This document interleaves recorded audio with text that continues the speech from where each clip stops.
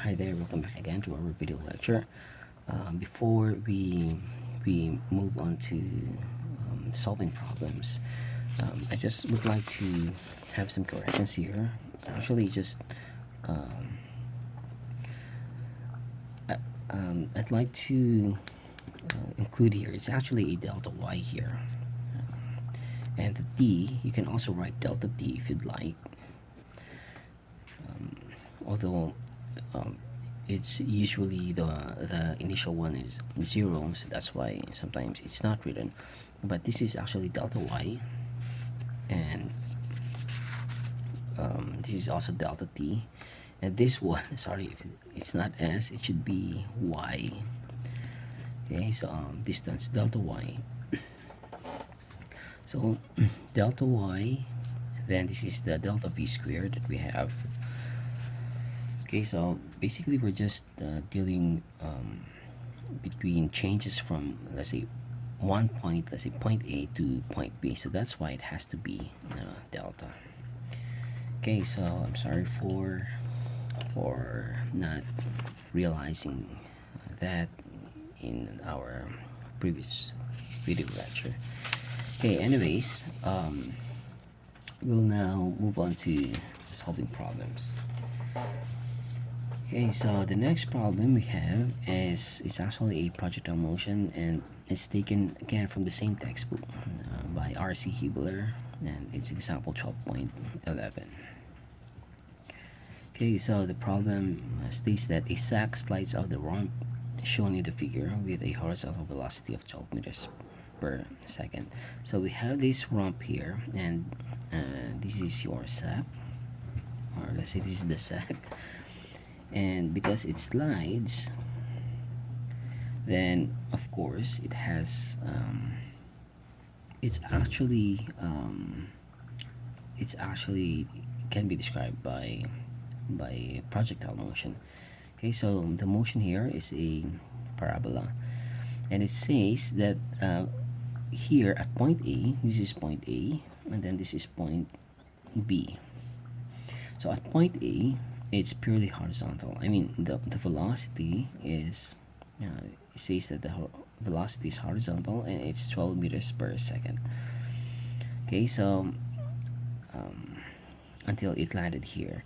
So from this point, from point A to the floor line, we have a 6 meter, and then from this is point C. So from point C to point B, we don't know the distance, so that's our range, let's say. So we have to solve for the range and the time. So how long did it take for the sacks to land from point A to point B? So if the height of ramp is 6 meters from the floor, determine the time needed for the sack to strike the floor, and the range R, where sacks begin to pile up. Okay, so this must be where. Okay, where sacks begin to pile up. Okay, so solution. Okay, so for the solution, we're given the y, let's say the height, which is we can just write. Maybe we'll just do it this way. Solving for time. So we'll draw this again, and this is your sack. So we have this initial velocity of v sub x is equal to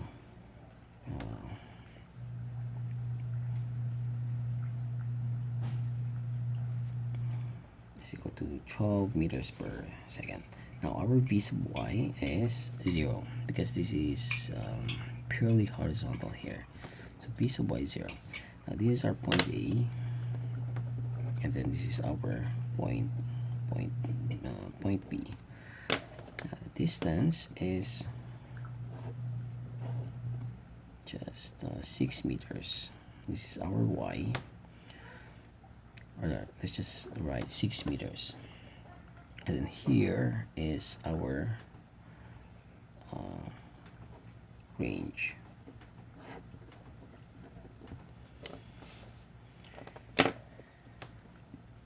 Okay, so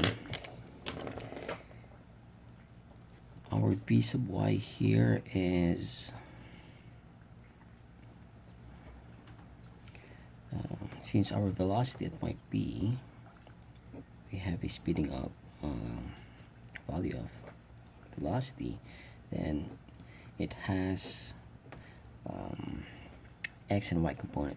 So the vx here is just the same, is equal to 12 meters per second, but the v sub y is no longer 0. Okay, so v sub y is equal to we don't know yet. Okay, so let's say this is our reference point. Okay, so this is our reference point. So if that's our reference point, then let's say our positive is downward. Okay, so therefore, if that's the case, then v sub y is just simply our position is just 0, and here our position here, y sub b, okay, let's say y sub a, y sub b is actually 6 meters, okay, from point A. Okay, so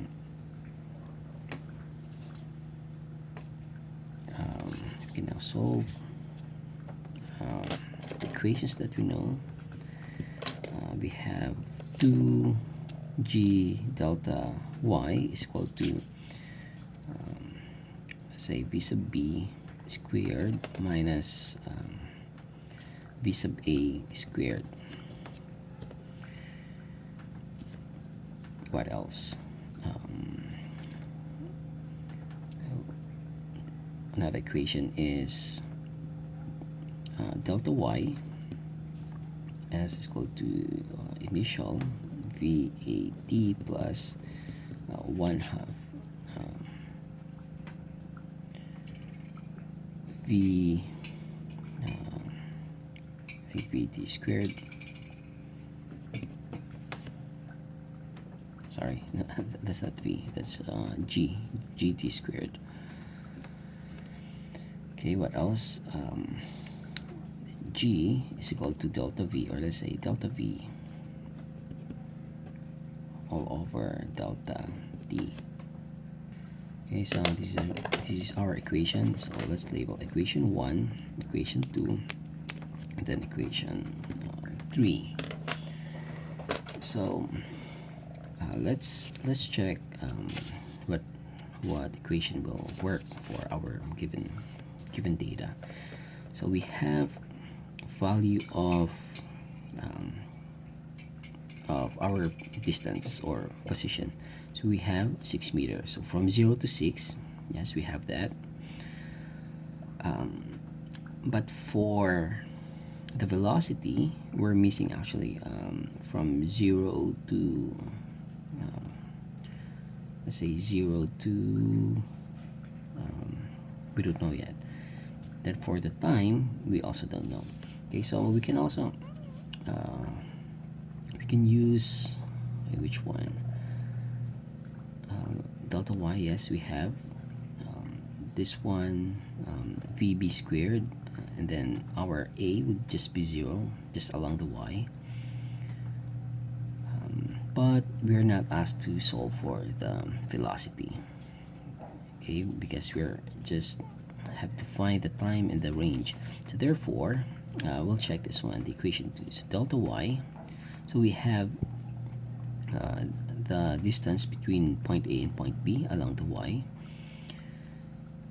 is equal to initial velocity along the y, yes, we have, and that's 0.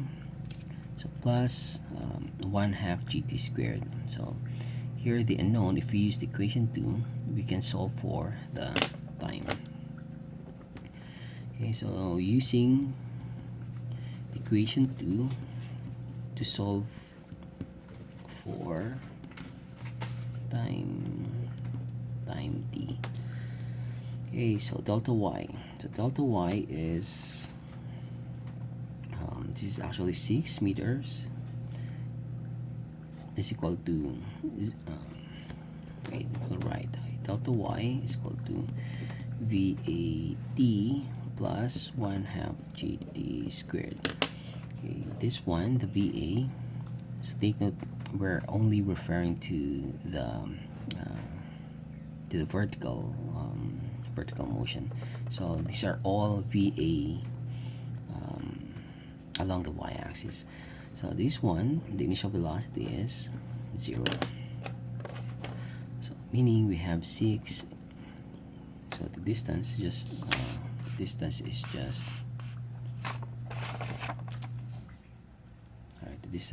6. So 6 1/2, which is 9.81, and then t squared. So t is equal to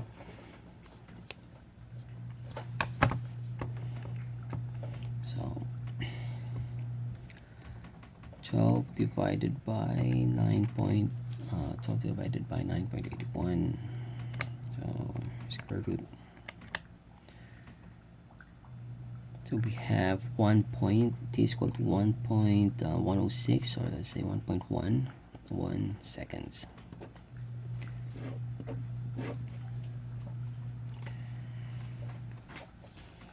Okay, so now we'll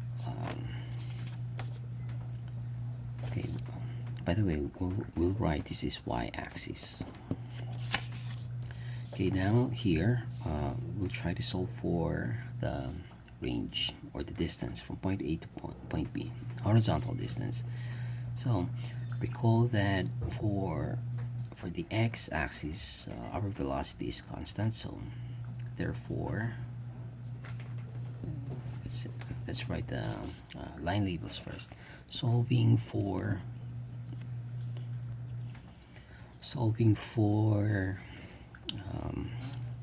r, right, we'll write x-axis. Okay, so solving for r, and the equation that we have is just simply v sub x is equal to the distance, which is r, all over time, right? So here the px is given because we say that the px is just constant anywhere along this point. So Vx is 12 meters, and now we already have the time, which is 1.11 seconds. So we can solve for r. So therefore r is Vx times time. Vx is 12 times 1.11. Okay, times 12 times 1.1.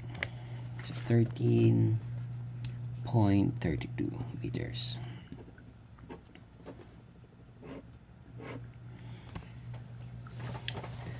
Okay, so let's do a recap on our solution. Okay, so what we did is, actually this is my way of solving problems. So I try to draw first and then put the labels. Like for example, at point A, what's the vy vx, or let's say the position. And then at point B, what's it. So in that way I can visualize where do I go. Like for example, if I use along the y-axis or the x, then at least I'm guided by this figure. Okay, so along the y-axis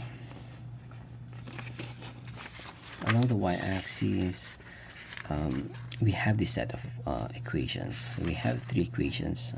This is what we already know in our first lecture. If acceleration is constant, then this is the simplified expression for acceleration. So we check if, for example, along the y, what's the available data, or like for example here, equation 1, the delta y, the y sub a and y sub b is given. That's okay. And we have the v sub a, which is 0, but we're not asked to solve for v sub b. So therefore, we don't need to use this one.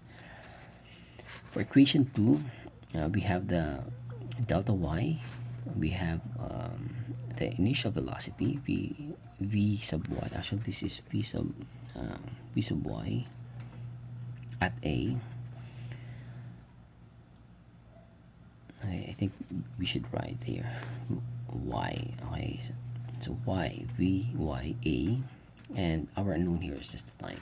So for the time, I mean, we can solve it using this equation too. So we substitute the value, and then we obtain this t is equal to 1.11 seconds. Okay, so now solving for r along the x-axis. So now we have to look for the x components.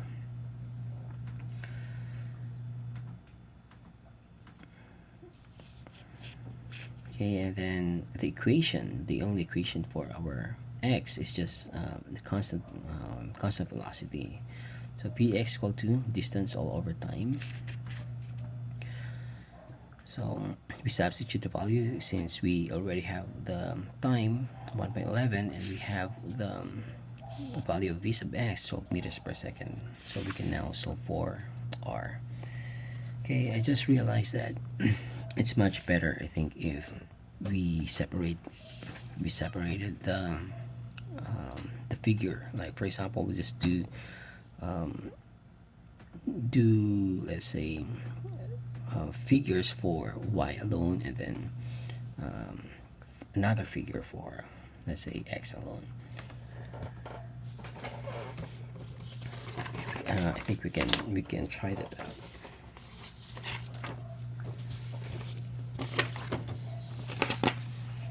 So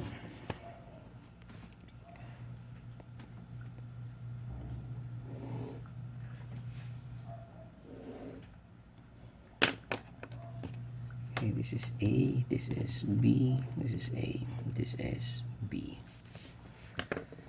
Okay, for let's say figure 1, y-axis, then we have this figure 2, let's say x-axis. Okay, so it means that if we draw this one, we just have only to include all the data that's needed for, let's say, the y. So we have 6 meters. So here our v sub y is 0, and our v sub y here is we don't know.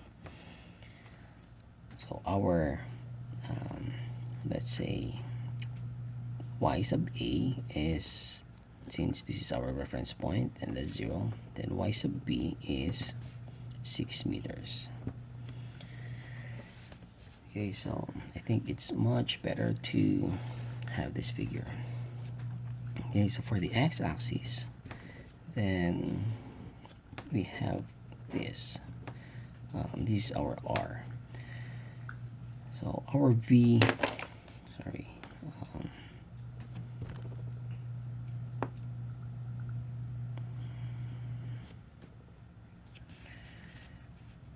okay, so here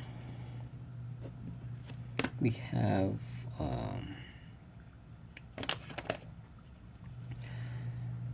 so x sub a, let's say x sub a is equal to 0, because that's our reference point. Here x sub b is just simply r.